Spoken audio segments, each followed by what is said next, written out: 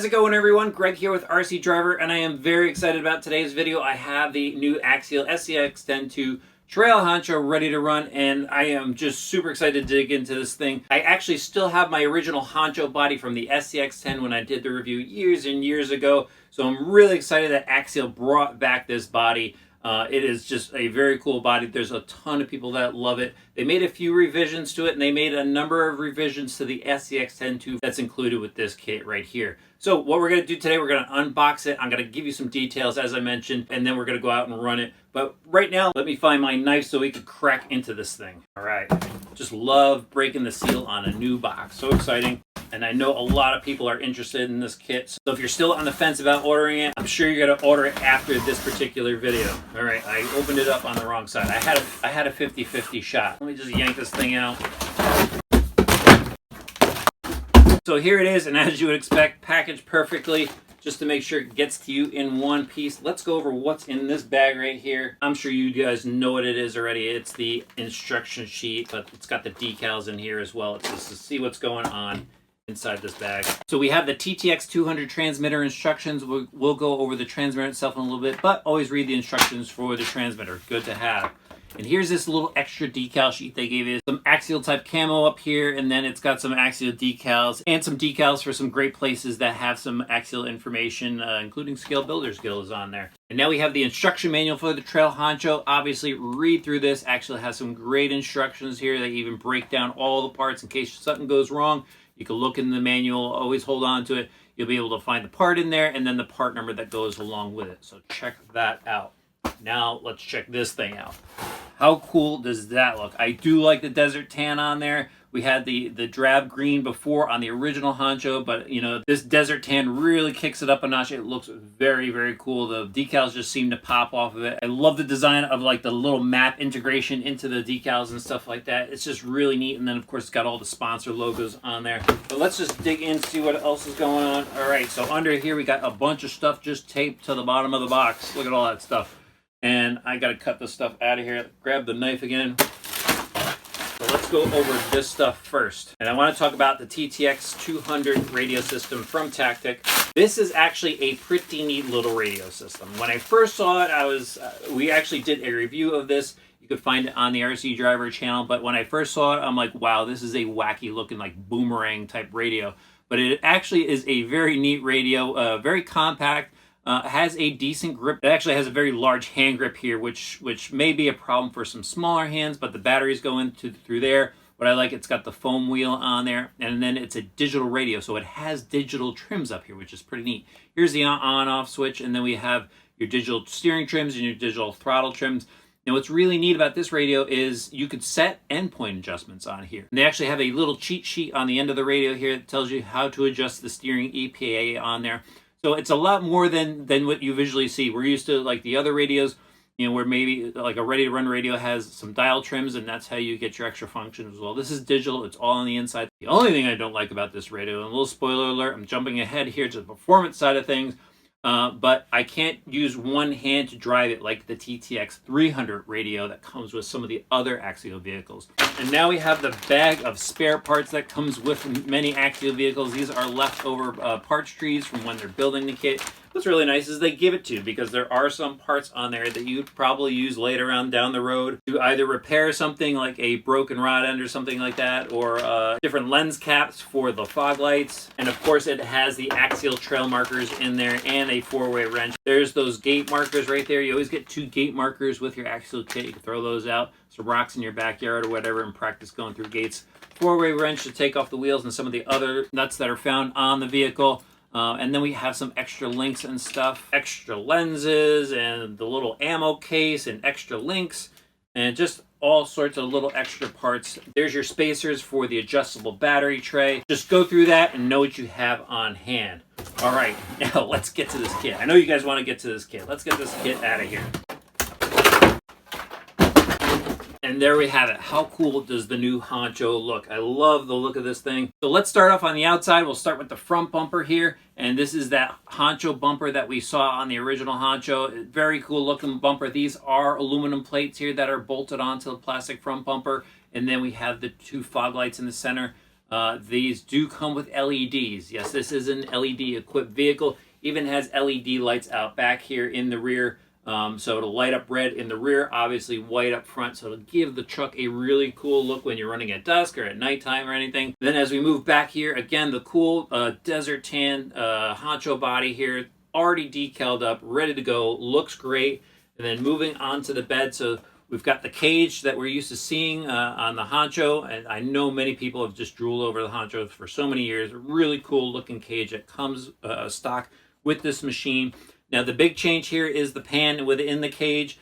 So as you can see, it's just a shaped pan. It's got the fake fuel cell back here. And what we used to have was a spare tire back here. We don't have that anymore. Actually, hold on. Let me find the body.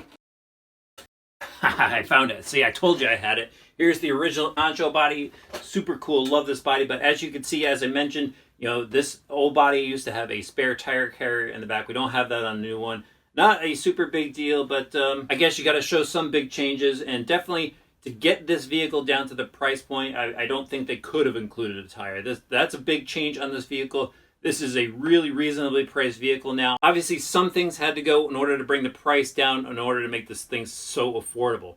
All right, now let's pop the hood off and we'll see what's going on the chassis. Just slide the 4 body clips off, and Axial does have their little tabs on here. Makes pulling the body clips off super easy. And the body just comes off with the 4 body clips. And now we could take a look at the SCX10 II platform. And at a quick glance, it looks pretty familiar. I mean, we've seen a lot of the components before on other vehicles, but it's kind of a mix and match thing. And that's what I'm going to talk about. I'm going to bring some of the other vehicles out. Got to talk about the differences between them, but at first I just want to go over this vehicle here. So again, we've gone over the front bumper. We've got that tactic servo here. It's a chassis mounted servo, obviously, which is very cool. If you're going to some competitions that require a CMS chassis mounted servo, it's already here. No need to buy any aftermarket adapters or anything like that, or installation kits. Over here, we have the battery tray. This is an adjustable battery tray. As I mentioned, you can take those little battery posts and place them in here if you want to secure a battery in a different position. Let's say you're running a smaller pack, you want to run it towards the front, you put those little end stops in there, and that will prevent the battery from moving around. But most people, they just run a standard size LiPo pack, and you just use a Velcro strap to secure that down. Then moving back here, we've got the waterproof radio box. We've got the tactic receiver in there. And then we've got this warning card, which I just don't need, but you should read that. And then over here we have the 35 turn motor. It's a closed can brushed motor. And then one of the newer components to the Axial lineup is the AE5L brushed motor speed controller. And what the big difference is over the previous speed controller, the AE5, is it now has these tiny little pigtails on here that run the LED light, so you don't have a separate little control board for the LEDs. Speed controller now powers it. Just cleans things up a little bit, no extra little board to carry around. Now across from that is the newer style transmission. This is the LCX transmission. It's kind of like the AX10 transmission. It basically has the same internal layout. It has a slipper clutch in there. It does have a new top shaft. And this particular transmission does have plastic gears in it, and I'm going to go over that difference in just a minute. But it is a cool looking gear case, kind of looks like a transmission on a real car. It's got that silver color to it. It's got this bell housing type thing going on. And then it's got the wild board drive shafts, a WB8 drive shafts running down to the front and rear axles on the machine. We've got the steel frame rails that you would expect from Axial on this SCX10 II. We've got the side plates. Obviously, the electronics are held on this side plate. And then we have the shock towers on here that we've seen on the SCX10 IIs before. We've got the threaded oil-filled shocks, so you can adjust the preload on the spring if necessary. And now let's flip it over because there's some major changes on the bottom of this vehicle that you could see. We have some new links on here. So these are... We still got a 4-link in the rear. We've got the 3-link up front, but they've got these plastic links now. And I've seen a few comments online of, oh, plastic links. Well, these plastic links actually do feel pretty firm, a lot firmer than the previous SCX10. So time will tell if they do bend. But you know what? I mentioned this before in some of the other videos that we've done. I actually have one of my SCX10s that has the original links on it, and they're just clapped out, but they still work just fine. So don't just totally knock it. Let's definitely try these out, but they feel pretty firm, so I'm excited to see how they will do. Now, one of the other big changes is the actual AR44 axle housings on this particular kit. So it still has the high clearance gear setup in here, but they've revised the new axles. They have a new shape to them. There's less components. You can see there's now like a truss integrated on the rear axle. There's bearing caps at the end to hold the bearings in. You don't have that long tube that goes over the end anymore. And then up front, they've also integrated the C carrier that used to be separate into the axle housing now. So there's no more separate C carrier before you got to the steering knuckle. It's integrated now. And again, you got that axle truss up front, so it gives it a really cool look. Actually firms up the axle a bit as well. So I'm really excited to see. I mean, I think this is probably what we're going to see the trucks go to in the future. Anything from Axial, I'm guessing, I don't know for sure, but I would say that they would go to this axle setup because it is a pretty neat axle setup, and hopefully it tests pretty well. We don't have any problems with it. But also what you can see up front here is they went to plastic links in the front as well for the steering. So we've got a link from the steering servo, and then we've got the long steering link here that goes from knuckle to knuckle. So that is actually a big change, and you know, it's got a little bit of flex to it, and I'm sure if you knock into some rocks and stuff like that, it's going to bend, but I don't think it's a big deal. We'll have to see when we're out on the rocks if there's any flex or anything like that maybe cuts down on the steering or anything. But again, we're just bench testing right now. We'll have to see how it goes. But other than that, this is it's a really neat looking vehicle. We've got the Method whole wheels on here. We've got the Falcon Wild Peak tires, and the tire actually feels nice and soft. It feels like it's really going to grab. And overall, I just love this chassis. And now the price. It's at $329 right now at the time that I'm reviewing this. It may change, I don't know, but that is a really good price for everything that you're getting here. Basically, all you need to get is you need to get a battery, a charger, and some AA's, and you're ready to go out and tackle the trails. And this is a very capable machine. We've seen it before. All the geometry is there that Axial is known for that makes their vehicles work really well. All right, I've gone over the new SCX10 Trail Honcho. Let me show you really quickly some of the differences between the different Axial SCX10 II ready-to-runs that are out right now. And hopefully that'll help you make a decision of which one is best for you. All right, so here they are. At the time of this vehicle's review, right now for SCX10 II ready-to-runs, we have the Jeep Cherokee and we have the Jeep Wrangler Unlimited CRC.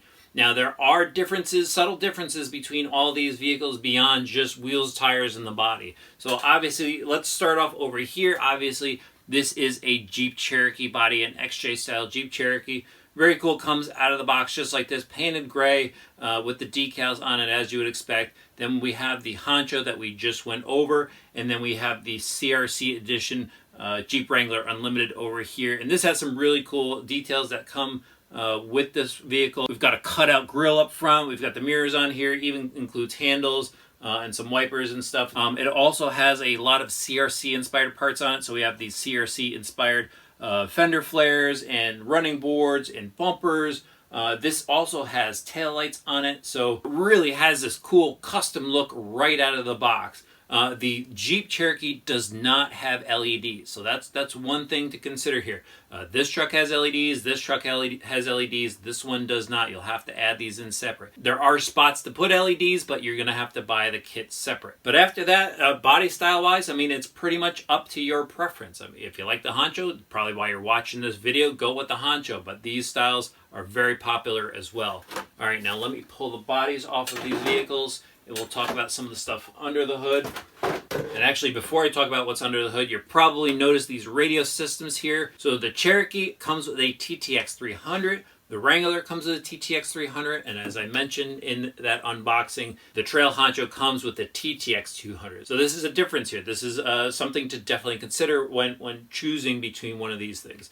The TTX300 is a 3-channel transmitter. It does have some of those cool digital trim features.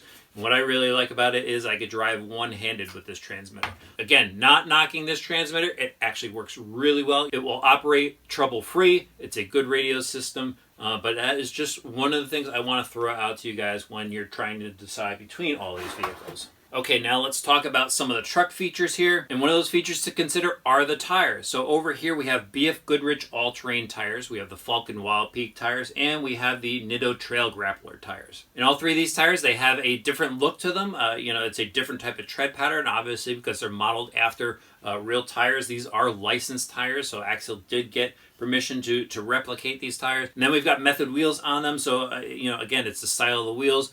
But either way you go, I mean, I like the BF Goodrich tires on here. The Nitto tires worked really well when I took this vehicle out on the Appalachian Trail, and I haven't used these yet, but they feel really good, and I'm going to guess that they work really well as well. So that is a difference between all these vehicles. Okay, now next up are some external accessories, like the bumpers. So we've got, the Jeep bumpers are obviously a different look than all the others. We got the CRC style bumpers over here. We've got the Trail Honcho style bumper up here. So that is a difference between the vehicles as well. Now, electronics wise, I already went over the radio system. This has the AE5 speed controller in it. Again, it doesn't have the LEDs in here, so if you did want to put LEDs in here, you don't have the pigtail option like you do with these two vehicles already integrated into the speed controller. You're gonna have to buy that separate LED board to power up your LED lights.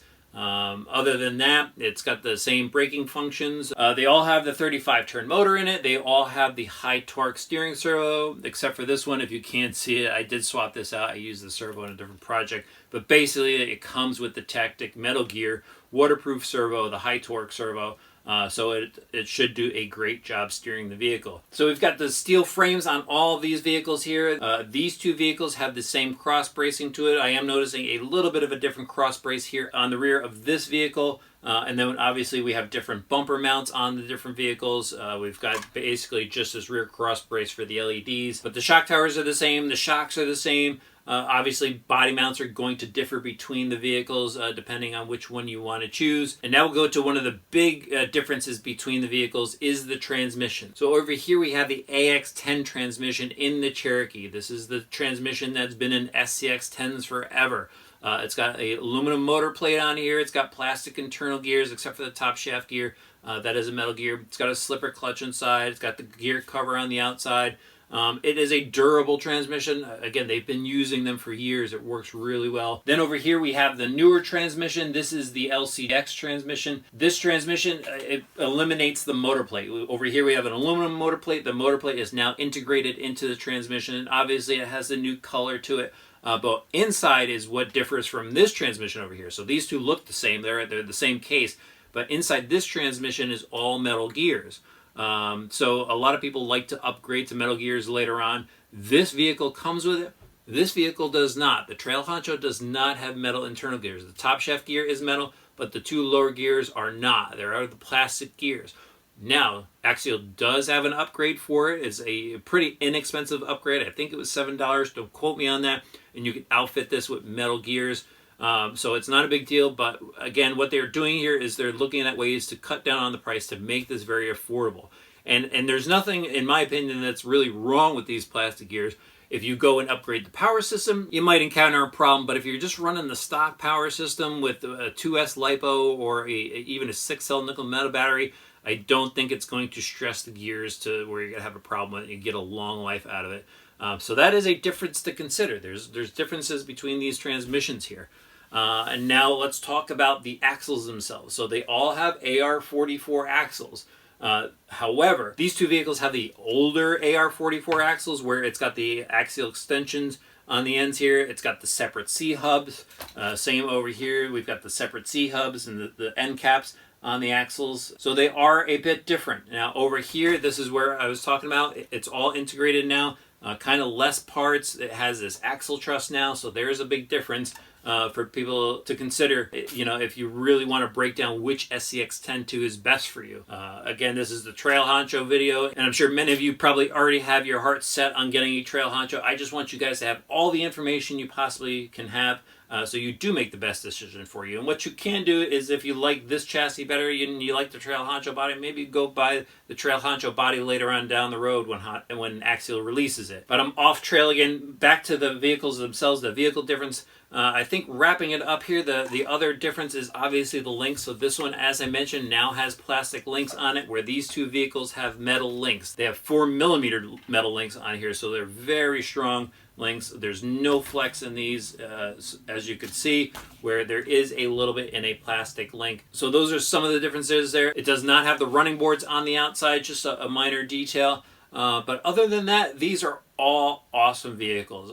I've driven this one, I don't know how many times, couldn't even imagine. I've put this one through the paces, ran it over 5 miles on its first time out of the box, and it gave me an awesome driving experience. Loved it, and I'm really looking forward to driving the Trail Honcho, seeing what it could do. Now let's head outside and have some fun with it.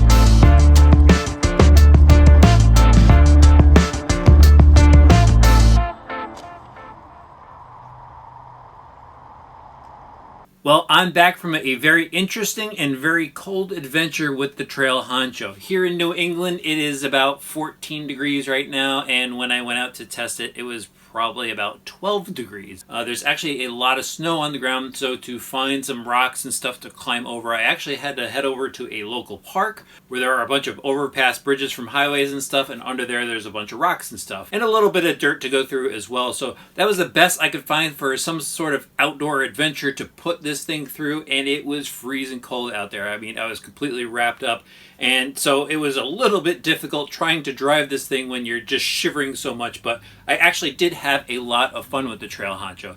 I do love this body. I love the way it looks, and just seeing it out there on the rocks again. As I mentioned before, I had the original Honcho, so seeing another Honcho out there is just so cool. I just love this body. It looks great, and I know there's a lot of people out there that love this body. Now, as the performance goes, let's start talking about some of that stuff. And I want to actually start off with the steering, because I think a lot of people have questions about the steering. And the steering works okay. It works just fine. I could really see it working just fine for those people that are bombing around in the backyard. And just going over, just running around and having a lot of fun with it. But as far as those who really want to get into the intricacies of crawling through some rough obstacles and stuff like that over rocks, you might find it a bit limiting. What I didn't mention before is this new plastic crossbar actually has some steering stops on it. And they have that because the steel outdrives in the new axle housings are actually a dog bone end, and then there's the cup end on the axle that goes into the steering knuckle. So what we were used to before on the SCX10 II Ready to Runs was a universal type of axle. And so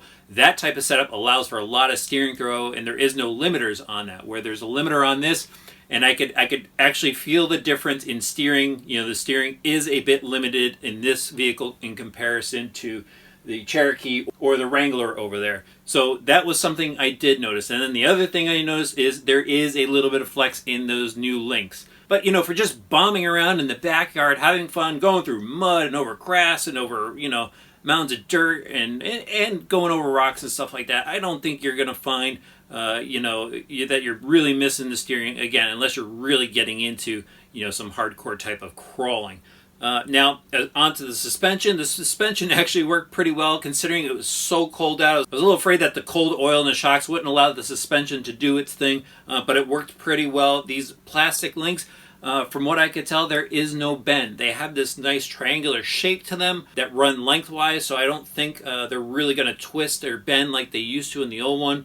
There is no sign of any problems with these plastic links, so I'm actually pretty cool with that. Now, as far as power goes, again, it's kind of like that, you know, quick walking pace. If you saw the video of the Wrangler, I mentioned that it's a little faster than just walking pace, and so that's all you need for a trail truck type of machine, a rock crawler type of machine. The power is there. There's definitely the torque there with this 35-turn motor in here. No complaints there whatsoever. Again, the look is very cool. I love the lights on it. The truck just handled really well in a lot of different situations that I put it through out there. You know, over the dirt, you know, no problems going through dirt and stuff like that. Even over the small rocks, some of those big rocks, you know, the truck was really articulating and it wanted to crawl, and I pushed it past, you know, what it was capable of, and I did roll the truck a number of times, but, you know, the handling is definitely there. You know, Axial has their geometry down on the suspension here, and it works really well. Okay, so now let's talk about durability. I never thought I'd have to really go into durability on an Axial vehicle before. I can't remember when I really had a problem, but here's the story on this. I actually went and took this up to RC Madness in Enfield, Connecticut. They have an awesome indoor rock crawling course, and I was super excited to show you guys this thing on that course. And I put it down on the rock crawling course. Now, it was probably, you know, maybe about 50 degrees inside and maybe a little bit chillier, so it was kind of cold in there. We were wearing our winter coats inside. It's a huge building. And I drove for about 35-40 seconds and just slid the truck off one of the rocks, and it fell down past a retaining wall, which was probably only about 2 feet off the ground, the total drop. It hit the front bumper and it shattered the bumper mount. Actually, here's the bumper mount right here. I've never broken one of these in all my days of running Axial vehicles, but it did break. I wanted to let you guys know that it did break. Luckily, I have like a dozen of these things at home, and it was really easy to just swap it out. Unfortunately, I had the part at home, so I didn't get to continue running the vehicle at RC Madness. So I was a little bummed I couldn't show you guys that entire course. It would have been a lot of fun to show you. And to be honest with you, I'd like to show you a bit more of this vehicle, so I'm not going to just go and shelf this thing. When the weather does get a bit better, I'm going to put up some additional running videos of it because you need to see it. It's just so cool on the rocks, and it is a lot of fun, and I want to show you more of this. So definitely, if you're interested, we are going to have more on this Trail Honcho. All right, everybody, I think that wraps it up. I think you have a good idea of what makes this vehicle unique in comparison to the other Axial SCX10 II Ready to Runs that are out there. I think I gave you a great general performance. You know, it's definitely a lot of fun. It is an awesome starting point to get into trail off-road adventures. All right, everybody, thank you so much for watching. Hope you enjoyed the review. Please hit that subscribe button, the notifications bell, give the video a like. If you have a question or comment, throw it in the section below. And when you're done, head over to rcdriver.com for some more cool RC information.